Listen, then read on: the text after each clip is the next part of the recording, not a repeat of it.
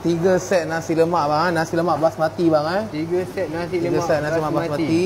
Tapi ni orang gaut tak boleh makan lah. Orang gaut tak boleh bang. Kalau nak makan boleh atas risiko sendiri bang. Atas risiko sendiri. Okey guys, abang ni dah warning okey. Mula-mula macam biasa timur lah. letak timun macam biasa.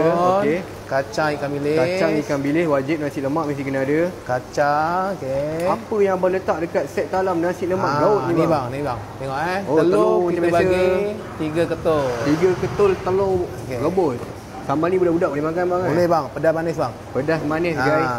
Apa benda yang ada kat set talam ni bang? Kita bagi lemak bang. Lemak bakar, lemak perak bakar bang Lemak perak bakar guys.